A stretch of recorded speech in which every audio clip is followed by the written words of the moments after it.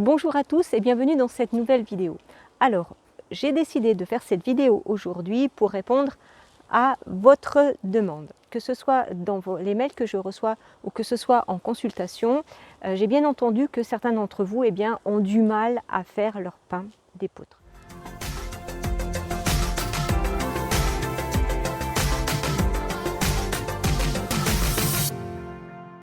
Alors, soit vous avez essayé et les résultats n'ont pas été très concluants et vous êtes lassé d'essayer, soit malgré toute votre bonne volonté, vous n'avez pas trouvé le temps dans votre emploi du temps de caser le fait de faire votre pain, ou encore vous souffrez du syndrome irritable, ou vous avez développé une allergie sévère au gluten, ou bien encore vous êtes en régime restrictif parce que vous souffrez d'un candida albicans, enfin voilà, différentes raisons de santé qui nécessitent que vous trouviez une solution adaptée à votre besoin et qui respecte votre santé.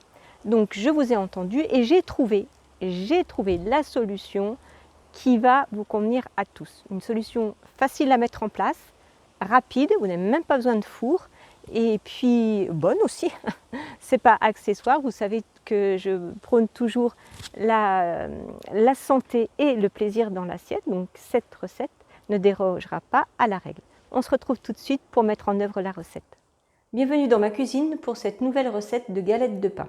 Alors c'est très simple, les ingrédients d'abord, vous aurez besoin de farine, bien sûr, donc vous prenez plutôt une farine complète ou semi-complète.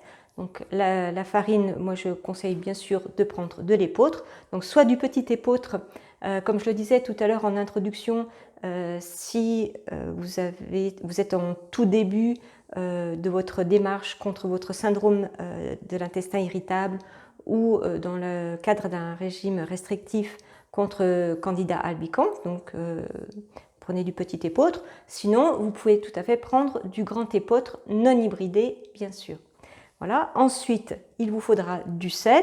Donc, je pense qu'on voit à la caméra, mon sel est coloré parce que, en fait, tout simplement, je prends du sel condimenté. Donc, c'est un sel auquel on a ajouté des herbes et des épices conseillées par Hildegarde de Bingen. Mais vous pouvez prendre du sel tout à fait normal. Un petit peu d'huile. Donc, choisissez toujours une huile de qualité. Bien sûr, première pression à froid, une huile végétale, une huile biologique, et puis une huile qui va supporter effectivement la cuisson, et puis un tout petit peu d'eau tiède. Alors, pour les quantités, là je ne vais pas vraiment donner de quantité parce qu'en fait vous choisissez en fonction du pain, de la quantité de pain que vous voulez faire. Donc ce pain qu'on va faire, vous pouvez le garder au réfrigérateur pendant quelques jours. Vous pouvez aussi choisir de le congeler et de décongeler les galettes au fur et à mesure de vos besoins. Mais je trouve qu'ils se conservent assez bien. Donc moi je vais partir juste pour vous montrer sur une petite quantité. Voilà.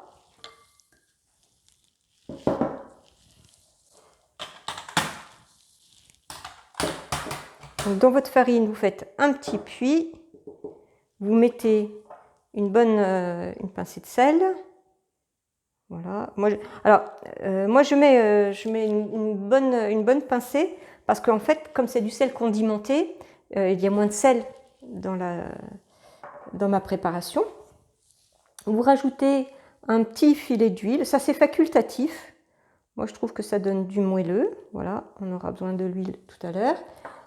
Et puis un petit peu d'eau. Alors l'eau, vous en mettez un tout petit peu au départ, c'est ce qui va former la pâte, et vous rajoutez au fur et à mesure selon les besoins. Voilà, un petit peu. Donc moi faites comme vous voulez, moi je vais attaquer directement à la main, que j'aime bien. Vous rajoutez au fur et à mesure. Si à un moment vous mettez trop d'eau, ce n'est pas grave, il suffit de rajouter de la farine.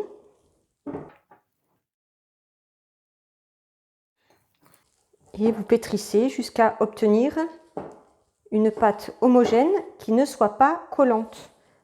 La pâte ne doit plus du tout coller Vous pétrissez bien en fait pour faire entrer vos restes de farine au cœur de la pâte. Sinon, elle sera toujours collante à cœur. Voilà, j'ai mis un petit peu trop d'eau, donc c'est pas grave. Je rajoute de la farine. Voilà. En fait, c'est vos doigts qui vont vous dire quand la pâte est prête.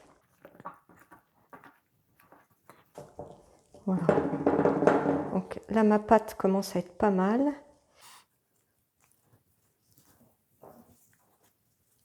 Donc vous pouvez faire, je sais pas, 300 grammes, 500 grammes de farine selon la taille de la famille.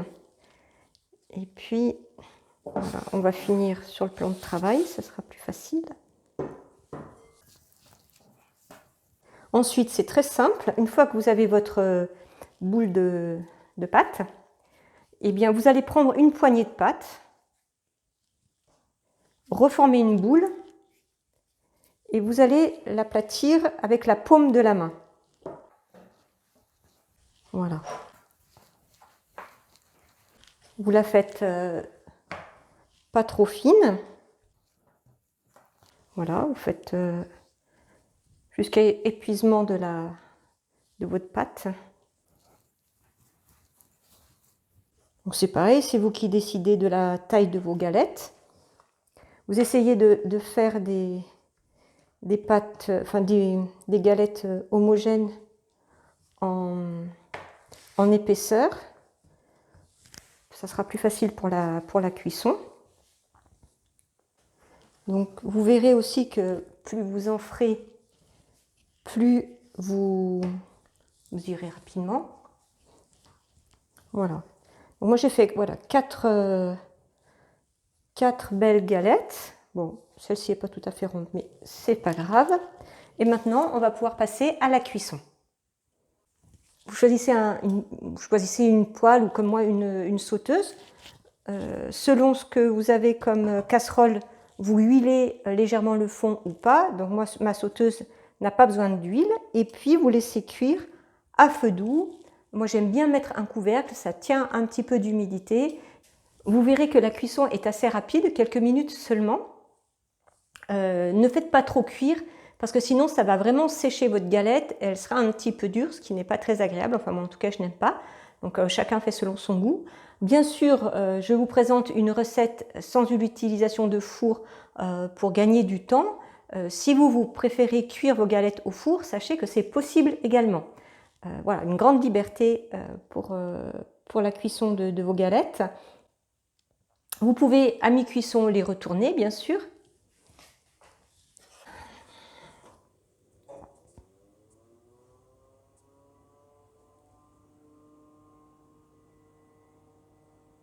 Voilà, en quelques minutes, nos galettes sont cuites. Et bien maintenant, il ne reste plus qu'à les goûter, bien sûr. Alors, vous voyez, moi, je trouve qu'elles sont assez sympas, c'est tout à fait présentable. Bon, celle-ci, je ne me suis pas bien appliquée pour la taille. Celle-ci est sympa, je trouve. Voilà, alors, goûtez, c'est encore un peu chaud. Ça sent bon, ça sent le pain. Un vrai délice, un vrai délice. Voilà. Il est cuit comme je l'aime, pas trop, donc on garde un peu de moelleux. Après, si vous l'aimez plus croustillant, libre à vous de le cuire un petit peu plus. Pour les plus avertis d'entre vous, vous aurez reconnu la recette du pain Azim. Voilà. Il ne vous reste plus qu'à passer à l'action et à déguster vos galettes de pain. Vous me direz en commentaire de la vidéo si vous avez réussi, ça je n'en doute pas. Si vous avez aimé, je n'ai pas de crainte non plus là-dessus. Et puis, cette recette est extraite d'un article de mon blog que je vous conseille d'aller lire dans son ensemble pour avoir plus d'informations, plus de précisions. Et je vous dis à très bientôt. N'oubliez pas de vous abonner à la chaîne pour recevoir une notification quand la vidéo paraîtra. Avant de partir, laissez votre petit pouce bleu, ça me fera plaisir et cela m'encourage. Et je vous dis à demain.